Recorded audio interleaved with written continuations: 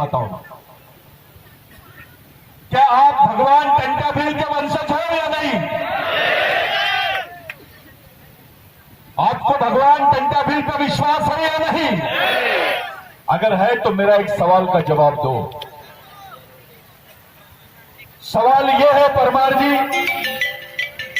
जितने बुद्धिजीवी है सब लोगों से मेरा सवाल है, और मेरे से भी, अपने आप में भी, मेरे लिए भी एक सवाल है कि जबलपुर के जेल के बाहर में,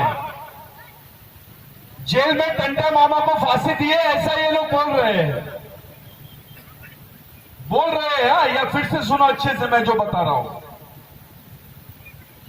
हमारे भगवान को, हमारे बाप को इन्होंने ऐसा बताया कि जबलपुर की सेंट्रल जेल में फांसी दे दी। दूसरी तरफ जब इनसे पूछा गया कि हमारे भगवान की लाश कहां है, उनकी बॉडी कहां है, उनका पार्थिव शरीर कहां है, तो इन्होंने बताया कि वो तो हमने गाड़ दिया। फिर कुछ लोग आए, उन्होंने बताया कि नहीं, इन्होंने तो वो पाताल पानी में टंटा मामा को फेंक दिया। भाइयों, पाताल पानी में भी टंटा मामा की कब्र नहीं है, जबलपुर के सेंट्रल जेल में भी टंटा मामा की कब्र नहीं है, नागपुर के सेंट्रल जेल में भी टंटा मामा की कब्र नहीं है। तो मेरा एक सवाल है, इस देश में गांधी की कब्र मिलती है, इस देश में सावरकर की कब्र मिलती है, इस देश में बाबा अम्बेडकर की कब्र मिलती है, इस देश में डकैतों की कब्र मिलती है, इस देश में दलालों की कब्र मिलती है, टंटा मामा की कब्र क्यों नहीं मिली? कहां गया? कहां पर है टंटा मामा?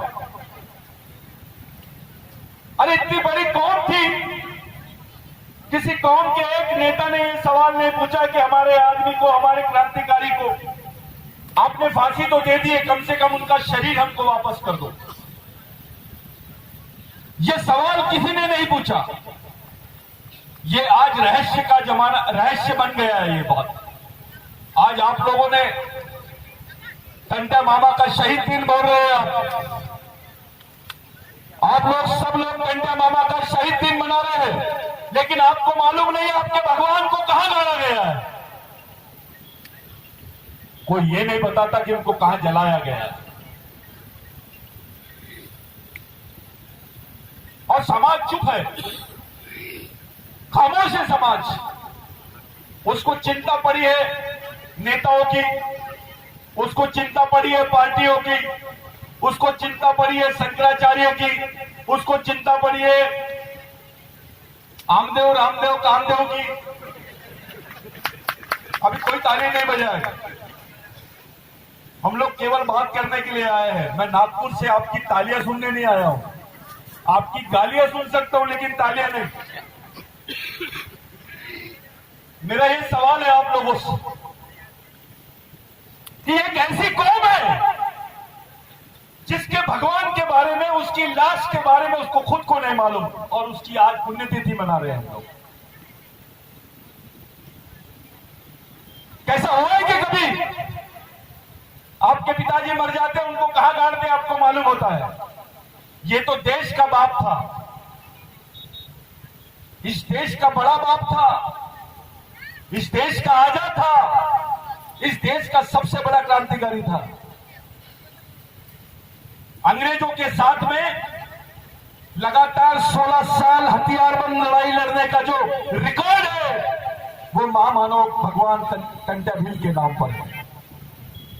इतिहास में किसी ने नहीं लड़ा। इतनी बड़ी लड़ाई भारत में किसी शहीद ने नहीं लड़ा है भाई। बिरसा मुंडा को भी इतनी बड़ी, इतना समय उनके हिस्से में नहीं आया, उनके मुकद्दर में नहीं आया।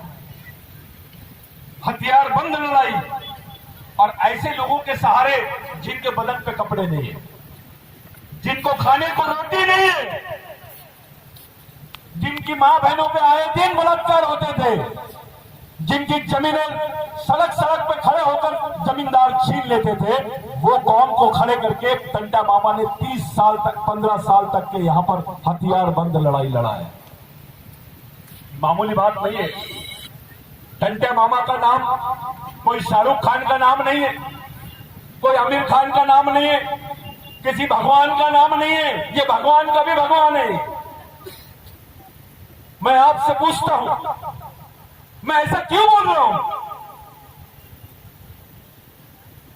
हमारे लिए शंकराचार्य उतना महत्व का नहीं है, हमारे लिए कोई धर्मगुरु उतना महत्व का नहीं है। हमारे लिए ये लोग इसलिए महत्व के हैं क्योंकि आपके बदन पे कपड़े हैं, ये टंटा मामा की देन है।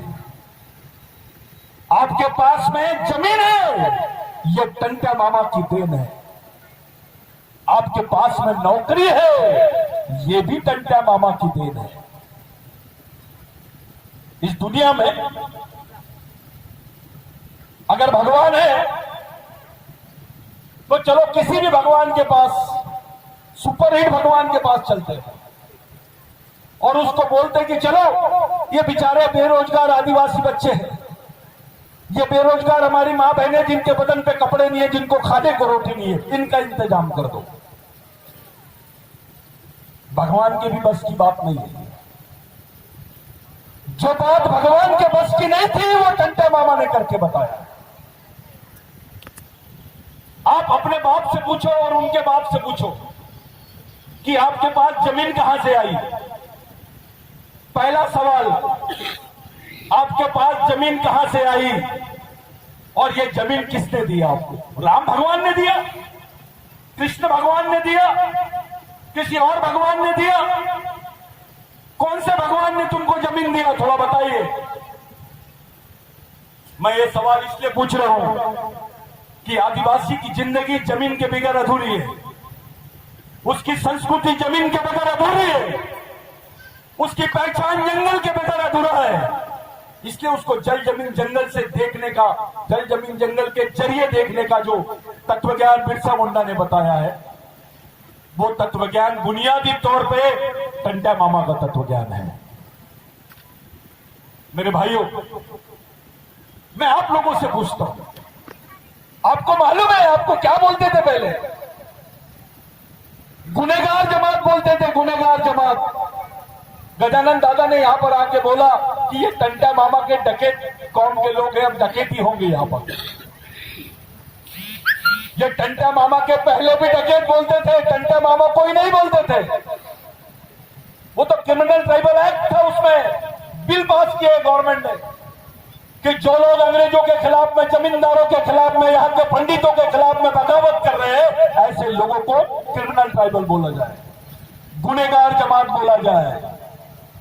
पूरे विश्व के आदिवासियों के इतिहास में ऐसा पन्ना कहीं नहीं मिलता है जहां पे ऐसा लिखा गया हो कि ये क्रिमिनल ट्राइब है, इसको मार दो, इसको मारने के बाद उसकी सजा नहीं होगी। इसको देखते से गोली मारने की बात थी परमार दादा, याद रखो। किसी कौम के खिलाफ में ये कानून पास नहीं हुआ जो आदिवासियों के खिलाफ में हुआ है। उसमें से भील भिलाला बारेला, ये एक कौम है। मेरे को शर्म आ रही है भील भिलाला बारेला बोलने के लिए। मेरे को एक जन ने आते आते अभी एक सवाल पूछा, मैं चाय की दुकान पे खड़े रहा, नागपुर से जब निकला था। अरे भाऊ बोले कहां जा रहे हो? मैंने बोला यार भगवान टंटा भील की पुण्यतिथि है, वहां जा रहा हूं। अरे भील समाज का बहुत बड़ा मिलावा होगा बोले वहां पर, तो मला हाँ। तो ये समाज कैसे एक जगह आएगा बोले? इस समाज की प्रॉब्लम क्या है? इतनी बड़ी लड़ाई लड़ रहा है, कोई भिलिस्तान की मांग कर रहा है, कोई फलाना इसकी मांग कर रहा है। मैंने बोला कोई मांग वांग नहीं, एक ही मंत्र है, सिर्फ एक ही मंत्र। अपने दिल से भील भिलाला बारेला का अलगाव निकाल दो। ये एक ही खून के लोग हैं, एक ही डीएनए है इनका। ये जो आप लोग आपस में जातिवाद करते हैं ना, ये बीमारी की जड़ है। इसको मर्दानगी नहीं बोलते, इसको सामाजिकता नहीं बोलते, इसको जातिवाद बोलते, इसको ब्राह्मणवाद बोलते हैं। तो मेरे भाइयों, मैं ये बताना चाह रहा था कि आपके लिए किस व्यक्ति ने जमीन दिया, ये बड़ी बात है या नहीं? बोलिए, मोदी जी को जमीन देते क्या? हमारे मामा जी को बोलो, यहाँ के मुख्यमंत्री मामा है और हमारा भी एक मामा है। कौन सा मामा असली है अभी तय हो जाएगा। एक आदिवासियों को जमीन देने वाला मामा है और एक आदिवासियों की जमीन लेने वाला मामा है। आपको कौन सा मामा होना? असली होना कि नकली होना? और जब असली होना तो उसके लायक बन जाओ, क्योंकि जिसमें टंटा मामा का खून है, जो टंटा मामा के वंश का आदमी है, वो डरपोक नहीं है। जो टंटा मामा के खून का आदमी है, वो बेईमान नहीं है। जो टंटा मामा के विचारों का आदमी है, वो सामाजिक आदमी है, वो राजनीतिक आदमी नहीं है। आप किसी भी पार्टी में रहो, पहले तो आपका समाज है। आपको किसी ने पूछा पार्टी बड़ी कि समाज, क्या जवाब दोगे आप? तो वो समाज है का किस हाल में है? आधे इधर भग रहे, टंटा मामा के लगते जिगर आधे इधर आधे उधर। ये कार्यक्रम नहीं होना। अरे आप किस आदमी की औलाद है भाई? पूरे देश के लोग आज पूरी कौम की तरफ देख रहे हैं, भीलों की तरफ देख रहे हैं, भील वंश के लोगों की तरफ देख रहे हैं। आप समझ लीजिए, भगवान टंटा भील से महामानव क्रांति सूर्य भगवान बिरसा मुंडा ने प्रेरणा लिया। टंटा भील से बाबूराव शर्मा के ने प्रेरणा लिया। टंटा भील से राघोजी भांगरे ने प्रेरणा लिया। सभी ने टंटा भील से प्रेरणा ली। आपसे पूछता हूं, अगर सब लोग टंटा भील से प्रेरणा लेते हैं तो उसके वंश के लोगों से भी प्रेरणा लेना चाहिए कि नहीं? तो हमने कौन सा आंदोलन चला है टंटा भील का, बताइए? एक उदाहरण दीजिए मेरे को, जहां टंटा भील के जुबान से उनके कार्यकाल में भील अलग, भिलाला अलग, बारेला अलग, गोंड अलग, कोरकू अलग, कोई नहीं। टंटा भील ने ऑर्डर किया रेंगा कोरकू को कि ये अपना आदमी है लेकिन कौम के खिलाफ गया, उसके दोनों हाथ काट डाले। मैं आपको इसलिए बताना चाहता हूं क्योंकि उनकी पुण्यतिथि में आप लोग आए हैं, आप लोग उनके शहीद दिन पर आए हैं। ये मामूली आदमी नहीं है, ये भगवान का भी बाप है। इसको आप लोग हल्के से मत लीजिए। आपके जीवन में जो दुख है, जो तकलीफ है, समाज में जो एकता नहीं है, लोग हमारा जो शोषण कर रहे हैं, लोग हमारी मां बहनों की इज्जत इसलिए लूट रहे हैं क्योंकि हमने टंटा मामा के विचारों को छोड़ दिया।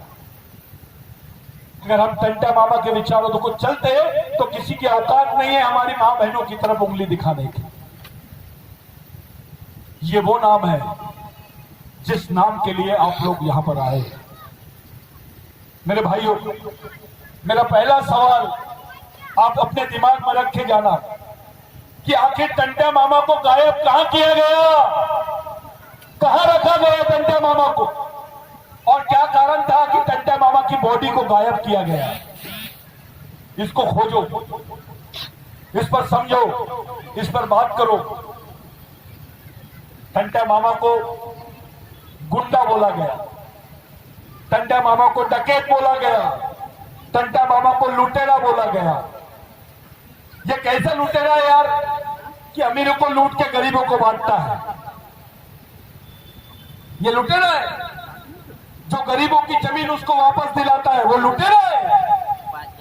जो किसी गरीब को उसके मजबूरी के लिए, उसके काम के लिए, उसके शादी के लिए, उसके पढ़ाई के लिए, उसके जीने के लिए उसको साधन देता है, वो डकैत है। ये साले टंटा मामा को बदनाम करने की चाल है। ये जानते थे कि इस जमीन का सच्चा भगवान टंटा मामा है, ये जानते थे और आज भी वही कोशिश चल रही है। टंटा मामा को